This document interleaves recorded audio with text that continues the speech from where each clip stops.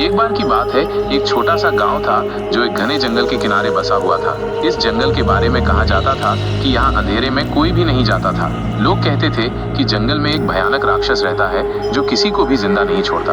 एक दिन एक युवक रोहन इस जंगल से गुजर रहा था। वो इस जंगल के डर से नहीं रह सकता था। रोहन ने सोचा कि ये सब बकवास है और वो जंगल से डरने वाला नहीं है। जब रोहन जंगल में गहराई में चला गया तो अचानक एक जोरदार गुर्राहट सुनाई दी। रोहन घबरा गया और पूछा, कौन है वहाँ? लेकिन कोई जवाब नहीं मिला। रोहन ने सोचा कि शायद कोई जानवर है और वो आगे बढ़ गया। अचानक कोहरे से एक रहस्यमयी आकृति निकली। आकृति ने गहरी खौफनाक आवाज में कहा, तुम कौन हो जो मेरे जंगल में आया है? रोहन डर गया और जवाब देने की कोशिश की, लेकिन आकृति ने उसे बीच में ही काट दिया और कहा, तुम मर जाओगे। आकृति रोहन पर हमला करने के लिए दौड़ी। रोहन अपनी जान बचाने के लिए भागने लगा, लेकिन आकृति उसे पीछे छोड़ने नहीं दे रही थी। रोहन जंगल में भागता रहा, लेकिन आकृति हमेशा उसके करीब थी। अंत में रोहन गिर गया। आकृति ने कहा, अब तुम मर जाओगे, और वो रोहन पर हमला करने के लिए तैयार हो गई।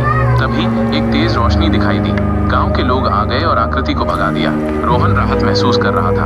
गांव के लोगों ने रोहन की आवाज सुनी थी और उसकी मदद के लिए आए थे। वे सोचते थे कि ये राक्षस सिर्फ एक कहानी है, लेकिन अब उन्हें पता चल गया था कि ये सच है। रोहन और गांव के लोग अपनी जीत का जश्न मना रहे थे। अब वे बिना डर के जंगल में जा सकते थे, लेकिन वे कभी भी भूल नहीं पाए कि अंधेरे में छिपे रहस्यों से सावधान रहना चाहिए।